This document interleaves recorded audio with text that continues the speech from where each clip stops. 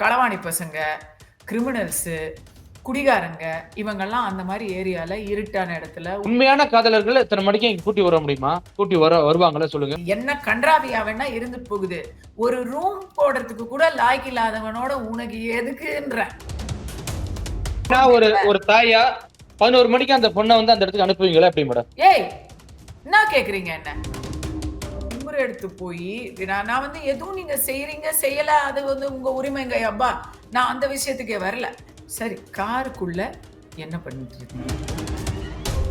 காருக்குள்ள 11 மணிக்கு பேசலாம் அப்படின்னு நீங்க நினைச்சீங்கன்னா, பின்விளைவுகளுக்கு அப்ப ஏன் போலீஸ குற்றம் சொல்றீங்க?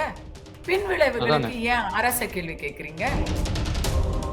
கோவை சம்பவத்தை நான் குரூப்ல டூப்பா தாங்க பாக்குறேன். யாரோ ஒருத்தி ஏதோ காரணத்துக்காக தவறு செய்யும் போது இதை பார்த்துட்டு இருக்கிற இளம் பெண்களுக்கும் ஆண்களுக்கும் கையெடுத்து கும்பிடுறேன். புதிய சித்திரை நேயர்களுக்கு வணக்கம். இன்றைய சிறப்பு நேர்காணலில் நம்மளிடம் இருக்கும் சிறப்பு விருந்தினர் நடிகை கஸ்தூரி அவர்கள். மேடம் வணக்கம். வணக்கம். எப்படி இருக்கீங்க? நல்லா இருக்கேன் மேடம், நல்லா இருக்கேன் மேடம். மேடம், சமீபத்துல நடந்த அந்த கோவை கல்லூரி மாணவி பாலியல் பலாத்கார வழக்கு வந்து இன்னைக்கு தமிழ்நாடு முழுவதும் உள்ள இன்னைக்கு ஒட்டுமொத்த உலகத்துல இருக்க தமிழர்களும் இன்னைக்கு பேசும் பொருளா இன்னைக்கு போயிட்டு இருக்கு. அந்த சம்பவத்தை நீங்க எப்படி மேடம் பாக்குறீங்க? தமிழகத்துல சட்டம் ஒழுங்கு அப்படிங்கிறது சந்தி சிரிக்குது. அப்படி இருக்கும் போது எவ்வளவோ ஏற்கனவே அரசாங்கத்து மேலேயும் காவல்துறை மேலேயும் தினசரி விமர்சனங்களை மக்களே வைக்க ஆரம்பிச்சிட்டாங்க. அரசியல் கட்சிகள் எதிர்கட்சிகள்ங்கிறத தாண்டி மக்களே வந்து அரசாங்கத்துக்கு எதிராக போராடுற நிலைமையிலதான் இன்னைக்கு வந்து 2025ல இருக்கு. இரும்பு கரம் துரு பிடிச்சு போச்சா, அப்பா எங்களை எல்லாம் கை விட்டுட்டாரா அப்படின்னு மக்கள் பேசுற அளவுக்கு ஆயிருச்சு. அப்படி இருக்கும்போது இந்த நிலைமை இப்படி ஏற்கனவே இருக்குதுன்னு தெரியும் போது பொதுமக்கள் வெளிய நாட்டு நடப்பு மோசமா இருக்குங்கும் பொழுது பொதுமக்களும் கொஞ்சமாவது ஒரு அடிப்படை அறிவோடையும் ஒழுக்கத்தோடையும் இருக்கணுங்க. வம்பு தும்புல நாம வாண்டடா போய் வாங்கக்கூடாது. கோவை சம்பவம் இப்போ பெண்கள் பாதுகாப்பு தமிழ்நாட்டுல பல இடங்கள்ல அச்சுறுத்தலுக்கு உள்ளாகி இருக்கு. கடந்த 4 வருடங்கள்ல அத வந்து நிறைய இடங்கள்ல பார்த்துட்டோம். அண்ணா யூனிவர்சிட்டி, அப்புறம் இந்த போலீஸ் உயர் அதிகாரி, இப்படி பல இடங்கள்ல நம்ம இந்த பிரச்சனையை பார்த்து தான் இருக்கோம். போதை கலாச்சாரம் அங்கங்க தாண்டவம் ஆடிக்கிட்டு இருக்கு. டாஸ்மாக் ஒரு பக்கம், கஞ்சா ஒரு பக்கம், கொக்கைன் ஒரு பக்கம் அப்படின்னு ஓடிக்கிட்டு இருக்கு. எல்லாமே பார்க்கிறோம். ஒரு பக்கம் என்னடான்னா ஆஸ்பத்திரிக்கு போனா கிட்னியை தூக்கிடுறாங்க. என்னெல்லாமோ நடந்துட்டு இருக்கு நாட்டுல. சோ தெரியும். கள்ளசாராயம் ஒரு பக்கம், எல்லாமே நடக்குது. வேங்கை வயல் ஒரு பக்கம், எல்லாம் நடக்குது. ஆனா கோவை சம்பவத்தை நான் குரூப்ல டூப்பா தாங்க பாக்குறேன். இதுல பாக்குறீங்க? குரூப்ல டூப்பா?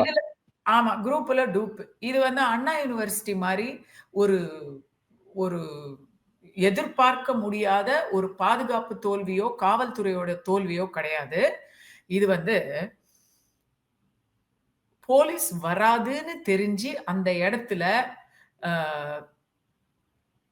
ஆன்டி சோஷியல் எலிமெண்ட்ஸ், களவாணி பசங்க, கிரிமினல்ஸ், குடிகாரங்க இவங்கெல்லாம் அந்த மாதிரி ஏரியால இருட்டான இடத்துல ஊருக்கு ஒதுக்குப்புறமா ஆளரவம் இல்லாத இடத்துல சுத்திக்கிட்டு இருப்பாங்க. சரியா? அந்த இடத்துல நீங்க வந்து கார்ல ஒரு ஆணும் பெண்ணும் ராத்திரி 11 மணிக்கு போறாங்க அப்படின்னு சொன்னா இந்த பிரச்சனைக்கு முதல் பொறுப்பு அந்த ஜோடிக்கு தாங்க நம்ம சொல்லணும். அதாவது நாம வந்து ஏற்கனவே நாட்டு நடப்பு சரியில்லைன்னு தெரியுதில்ல, பாதுகாப்பு இல்லைன்னு தெரியுதில்ல. உங்களை யார் இப்ப அங்க போய் எதுக்கு போகணும்? போயிட்டு 11 மணிக்கு எதுக்கு மேடம் போனோம்? 11 மணிக்கு எதுக்கு போனோம்? 11 மணிக்கு எனக்கு ஆண் நண்பரோட பேசிக் கொண்டிருக்கும் பொழுது 3 பேர் வந்தார்கள். திருட்டு பைக்ல 3 பேர் வந்தாங்க.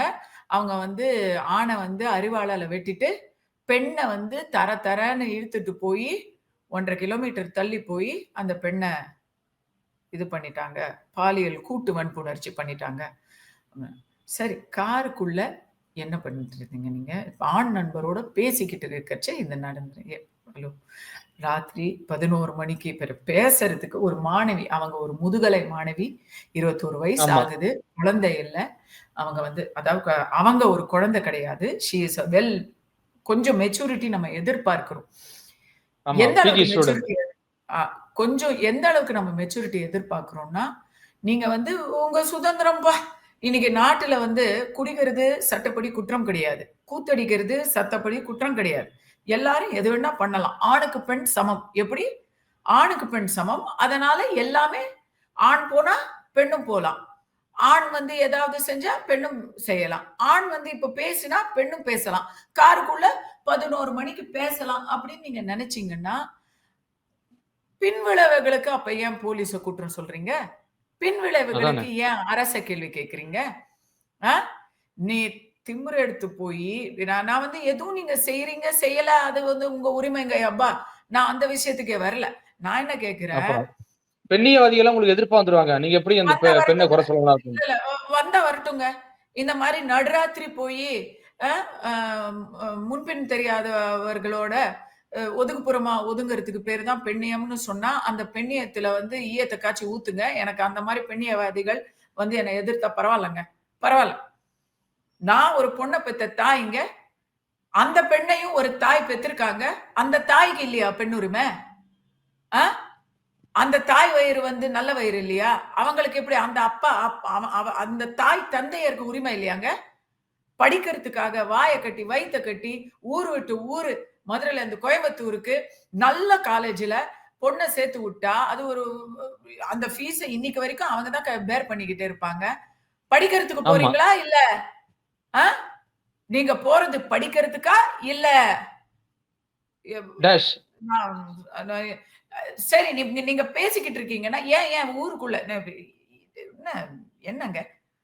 கோயம்புத்தூர்ல ரோடு இல்ல, ரெஸ்டாரண்ட் இல்ல, பாதுகாப்பான எந்த இடமுமே இல்ல பேசுறதுக்கு. அங்க தான் கார்ல உட்கார்ந்து நீங்க பேசணுமா? ப்ளீஸ். நாகரிகமா அப்படிதாங்க நம்ம வந்து அத எடுத்துக்கணும். அ போலீஸ்ல வந்து இத வந்து இன்வெஸ்டிகேட் பண்ணிக்கிட்டு இருக்காங்க. ஆனா, கண்டிப்பாக இந்த மாரி ஒதுக்குப்புறமான போலீஸ் வராத இடமா தேடி தான் இந்த ஜோடிகள் போறாங்க. இல்ல மேடம், இப்ப ரெகுலரா நீங்க அங்க ஒரு ஏன் பெண்ணா, ஒரு ரோட்மேப்ல ஒரு தாயா 11 மணிக்கு அந்த பொண்ண வந்து அந்த இடத்துக்கு அனுப்புவீங்களா எப்படி மேடம்? ஏய்! என்னா கேட்கிறீங்க என்ன? என்ன கேட்கிறீங்க? அனுப்புவீங்களாவா? அந்த என்ன கேட்கிறீங்க? நீங்க அப்படி கேட்டதுமே எனக்கு அப்படியே நெஞ்சே நின்னுருச்சு. நீங்க அத மாத்தி கேளுங்க. என் பொண்ணு இந்த மாதிரி தே தேவையில்லாத இடத்துல, தேவையில்லாத நேரத்துல இருந்தா, அ அத விட அது என்னுடைய தோல்விங்க. என் வளர்ப்புல வந்து ஏதோ தப்பு இருக்குன்னு ஆயிடும். உடனே கண்டிப்பா மேடம். இல்ல பெண்ணுக்கு மட்டும் தான் இல்ல சட்டமான்னு பெண்ணியவாதி. கேட்காதீங்க. எனக்கு ஒரு மகன் இருக்கான். என் மகன் ராத்திரி 11 மணிக்கு ஏதோ ஒரு பொட்ட புள்ளைய கூட்டிக்கிட்டு எங்கேயாச்சும் போனான்னா, என் மகனையுமே நான் கண்டிப்பேங்க. உண்மதான். இந்த பையன் இங்க இந்த இந்த ஆட்டோ மெக்கானிக் பையன் இதுல சம்மந்தப்பட்டிருக்கிறானே, அந்த பையனுக்கு என்ன தேவைன்றேன் நானு. ராத்திரி உனக்கு என்ன தேவை? எதுக்கு உன்ன நம்பி ஒரு பொண்ணு வந்திருக்கு. அந்த பொறுப்பு இருக்க வேணாம்? காதலர்கள்னு ஒரு பக்கம் சொல்றாங்க. இன்னொரு பக்கம் வேற மாரி சொல்றாங்க. ஏதோ ஒன் டே ஆப்ல புக் பண்ணாங்க அப்படிங்கிறாங்க மேடம். ஏதோ சொல்றாங்க. இதுல எது உண்மை, எது பொய்ன்னு தெரியல. அதனால பொதுவா சொல்லுவோம். இன்னைக்கு இத சொல்ல நான் ரொம்ப வருத்தத்தோட சொல்றேன். ஏன்னா நான் சினிமால இருக்கிற நடிகைகள்லாம் வந்து ரொம்ப எப்படி எப்படியோ இருப்பாங்க அப்படின்னெல்லாம் இந்த நாடு நம்பிக்கிட்டு இருக்கு. ஆனா, அம் சினிமாவுல தவறு நடக்கிறதுக்கான வாய்ப்பு தான் ரொம்ப குறைவு. ஒரு குடும்பமா எல்லாருமே வந்து அ ஒரு எல்லாரும் எல்லாரையும் லவ் பண்ணிறலாம் மாட்டாங்க. எல்லாரும் எல்லாரோடையும் அப்படியே ஏதோ தறிகெட்டுலாம் ஓடிற மாட்டாங்க. எங்கேயோ ஒரு இடத்துல நடக்கிற தப்ப முழுசா அத்தன பேர் தல மேலயும் சுமத்துறதுங்கிறது நம்முடைய ஒரு ஒரு நோய் அது. ஆனா, சினிமாவுல நீங்க பார்த்தீங்கன்னா, டிவி சீரியல்ஸ்ல, சினிமாவுல சேர்ந்து வேலை செய்றவங்க கல்யாணம் பண்ணிக்கிறாங்க. திருமணம் பண்ணிக்கிறாங்க. எதனால? அவங்களுக்கு ஒருத்தருடைய கேரக்டர் புரிஞ்சு தானே புடிச்சு அந்த நம்பிக்கையின் பேர்ல தானே பண்ணிக்கிறாங்க. அப்போ இங்கேயும் வந்து கண்டிப்பா. நல்ல ஒரு நேர்மையானவர்கள் இருக்காங்க அப்படின்னு. எதுக்காக நான் இத சொல்ல வரேன்னா, சினிமால இருக்கிற எனக்கே இப்ப நான் கேள்விப்படுற ஒரு விஷயம் ரொம்ப அதிர்ச்சியா சினிமாவுல இருக்கிற எனக்கே நான் ஏன் சொல்றேன்னா, ரொம்ப லிபரலா இருக்கும் அப்படின்னெல்லாம் எல்லாம் பேசுவாங்க. ஆனா நான் பார்த்ததில்ல. நான் பார்த்ததில்ல. காலையில இருந்து ராத்திரி 24 ஹவர்ஸ் 3 ஷிஃப்ட்ல வேலை செஞ்ச ஆள் நான்லாம். தூங்குறதுக்கே நேரம் இல்ல. அதுக்கப்புறம் தானே லவ் பண்றதுக்கு, ரிலேஷன்ஷிப்ல இருக்கிறதுக்குலாம் அப்புறம் தானே நேரம். அத விடுங்க. இப்ப நான் கேள்விப்படுறது ஒரு தாயாக, ஒரு பெண்ணாக, எனக்கு அந்த வயச கடந்து நானும் வந்திருக்கனே! இப்படியெல்லாம் அப்ப நடந்துச்சா? அப்படின்னு யோசிக்கிறேன். என்னன்னா, இந்த ஏதோ ஒன் டே ஆப்ன்றாங்க. One day off madam. அதுல வந்து அது ஒரு கனெக்ஷன் ஆப் போல தெரியுது. ஆமா. ஆ ஒரு நாளைக்கு 10,000 மேடம். கனெக்ஷன் இல்ல ஆப்ன்ற நான் மாரி எனக்கு கேள்விப்பட்டேன். அதுக்கு மேல தெரியல. எனக்கு அதுக்கு மேல சொல்றதுக்கே ஒரு மாரி இருக்கு. இன்னொன்னு பாக்கெட் மணிக்காக படிக்கிற பிள்ளைங்க கூட பாக்கெட் மணிக்காக அ இந்த மாரி அ ஒரு எக்ஸ்ட்ரா கரிக்குலர் ஆக்டிவிட்டீஸ்ல ஈடுபடுறாங்க. இது வந்து நெறைய பரவலா காலேஜ் ஸ்டூடண்ட்ஸ் மத்தியில இந்த மாரி ஒரு கல்ச்சர் இப்ப பரவிக்கிட்டு இருக்குன்ற ஒரு அதிர்ச்சியான செய்திய நான் கேள்விப்படுறேன். நான் கையெடுத்து கும்பிடுறேன். உங்க வீடியோ மூலமா நான் இத பார்த்துட்டு இருக்கிற இளம் பெண்களுக்கும், ஆண்களுக்கும் கையெடுத்து கும்பிடுறேன். அ அ ஒரு ஒரு கொஞ்சம் பணத்துக்காக, அ ஒரு இன்ஸ்டன்ட் வருமானத்துக்காக, நீங்க வந்து உங்க வாழ்க்கைய வந்து ரிஸ்க் பண்றீங்க. ஆ, அத செய்யாதீங்க. இதோ பாருங்க, இன்னைக்கு நடந்த கோவை சம்பவத்த நீங்க உதாரணமா எடுத்துக்கிட்டு, தயவு செஞ்சு நேர்மையா வாழுங்க. ஏன்னா, எவ்வளவு படிக்கிறோம் நம்ம வந்து கல்லூரியில படிக்கிறீங்க அப்படிங்கும் பொழுது, கல்லூரியில படிப்பு மட்டும் இல்ல. வாழ்க்கைக்கான அ நியதிகளையும் சொல்லிக் குடுக்க வேண்டியது தான் ஒரு கல்லூரி. ஆ, நம்ம வந்து அ பெரிய பெரிய பட்டத்தெல்லாம் வாங்குறதுக்கு முன்னாடி, வாழ்க்கையில எப்படி வாழணுங்கிற ஒரு அடிப்படைய நம்ம வந்து முடிவு பண்ணிக்கணும். எப்படி வேணா வாழலாம். எனக்கு பணம் தான் முக்கியம் அப்படின்னு சொல்லி அதே போல வாழ்றவங்களும் நெறைய பேர் இருக்கிறாங்க. அவங்கலாம் ரொம்ப பிரமாதமா, வெற்றிகரமா கூட இருக்காங்க. நான் இல்லன்னு சொல்லல. ஆனா, யாருக்கு எப்போ குறுக்கு வழியில போறவங்களுக்கு எப்போ அ பிரச்சனை வரும்? எப்போ நீங்க வந்து அ வாழ்க்கையில திடீர்னு மேலேருந்து கீழ விழும்போது அந்த வலி ரொம்ப அதிகமா இருக்கும். நீங்க மாட்டிக்காமயே இருக்கிறீங்க அப்படின்னு சொன்னா அது ஓகே. அது வந்து உங்க அதிர்ஷ்டம். ஆனா, பொதுவா இந்த மாரி விஷயங்கள் ஏன் எல்லாரும் குறுக்கு வழி இல்லாம நேர் வழியில போன்னு சொல்றாங்க? பைத்தியமா? நம்ம முன்னோர்கள் பைத்தியமா? அ அ இவ் "எப்பா நீ வந்து சம்பாரிக்காத, லஞ்சம் வாங்காத, அ அ சும்மா சிங்கி அடி நீ" அப்படின்னு ஏன் சொல்றாங்க?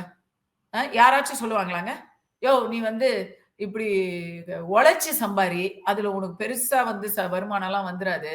லஞ்சம் வாங்கி, கொள்ள அடிச்சு, மாட்டிக்காத. பணக்காரன் ஆயிட்டா சூப்பரா இருக்கலாம்." அப்படி யாராச்சும் சொல்லுவாங்களா? சொல்ல ஏன் சொல்றது இல்ல? ஏன்னா, ஒரு நாள் இல்ல ஒரு நாள். நேர் வழி என்னைக்கும் நம்மள கைவிடாது. ஒரு நாள் இல்லன்னா கண்டிப்பா. ஒரு நாள் குறுக்கு வழியில அ எந்த தண்டனையும் உங்களுக்கு சமூகத்திலிருந்து கிடைக்கலனாலும், உங்க மனசாட்சின்னு ஒண்ணு இருக்கு. அது உங்கள வந்து ஆமா. தின்னுடும். அது தின்னுடும். இன்னொன்னு, கண்டிப்பா, கண்டிப்பா. நான் வந்து ஒரு ஆன்மீகவாதிங்கிறதுனால சொல்றேன். நம்ம பண்ற பாவம் அப்பங்கடம் புள்ளைக்கின்னு சொல்லுவாங்க. ஐ திங்க் கிறிஸ்துவத்தில கூட இந்த நம்பிக்கை இருக்குது. அப்பாவுடைய கடன் பிள்ளைக்குன்னு சொல்றதுல வந்து கடனுங்கிறது பணம் இல்ல தம்பி. அது ஒருத்தவங்களுடைய பாவ புண்ணியம். அத வந்து ஆமா. நம்ம பிள்ளைங்க தலையில தான் இறக்கி வச்சுட்டு போறோம். என்ன பாவம் பண்ணனோ? என் வயித்துல இப்படி ஒண்ணு பிறந்திருக்கு அப்படின்னு அழுவுறத நம்ம கேட்கிறோம். இன்னைக்கு இந்த பெண் பண்ணதுனால, அது ஒரு என்ன சொல்றது தெரியுமா? பெண்ணுரிமை, இல்ல டேட்டிங், இல்ல பணம் என்னவா வேணா இருக்கட்டுமே. இது இல்ல மேடம், இப்ப எல்லாத்துக்கும் மேல என்னோட கேள்வி என்னன்னா, அவங்க காதலர்களா இருக்கட்டும். உண்மையான காதலர்கள இத்தன மணிக்கு இங்க கூட்டி வர முடியுமா? கூட்டி வருவாங்களா சொல்லுங்க? இல்லங்க. மரியாதை இல்லாத காதல், காதலே இல்ல. அது வெறும் காமம். அது வெறும் மிருக உணர்வு தான் அது. அம் நாம உண்மையா ஒருத்தங்கள லவ் பண்றோம்னா, ஃபர்ஸ்ட் ஆஃப் ஆல் அம் அவங்க மரியாதைக்கு குறைவா எதையுமே செய்ய மாட்டோம். இன்னொன்னு உண்மதான்.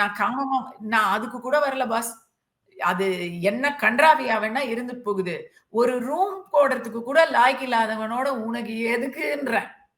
நான் அந்த பெண்ண அதானே. கேள்வி கேட்கிறேன். அ அ ஒரு ரூம் போடுறதுக்கு லாயக்கு இல்லாதவன் கூட, உனக்கு என்ன பேச்சு வார்த்தை? கரெக்ட்டா? அ இதெல்லாம் கரெக்ட். வந்து ரொம்ப கொச்சையா போகுது. இது வேணாம். நம்ம என்ன கேட்கிறோம்னா, அது இல்ல மேடம், அந்த பொண்ண காப்பாத்துறத விட காப்பாத்தியிருக்கலாம் மேடம். கிட்டத்தட்ட அப்ப விட்டு விடிய விடிய அந்த பசங்க நாசம் பண்ற வரைக்கும் வெயிட் பண்ணிட்டு, இன்னைக்கு அந்த இல்ல பொண்ணோட இதெல்லாம் வாழ்க்கை தானே போச்சு. அறிவா வெட்டு அப்படின்னு சொல்றதுனால, அதெல்லாம் நம்ம அப்படி சொல்ல முடியாது. இவர் வந்து போலீஸுக்கு ஃபோன் பண்ணல. ஆம்புலன்ஸ்க்கு தான் ஃபோன் பண்ணியிருக்கிறாரு. மருத்துவ உதவிக்கு தான் ஃபோன் பண்ணியிருக்கிறாரு. அ இல்ல சோ மேடம், வர்றாங்க தெரிஞ்சு கார் எடுத்துட்டு கிளம்பிக்கலாம்ல. இப்ப கார் சாவி இவன்ட்ட இருக்கு. அப்படிங்கும்போது அது வர்றாங்க அவன் தெரிஞ்ச அது நீங்க ஒருத்தர் நீங்க முன் சீட்ல 2 பேரும் பேசிக்கிட்டு இருந்தீங்கன்னா, யாராவது 3 பேர் வர்றாங்க, அட்டாக் பண்றாங்கன்னா, உடனடியா கார கிளப்பியிருக்கலாம்.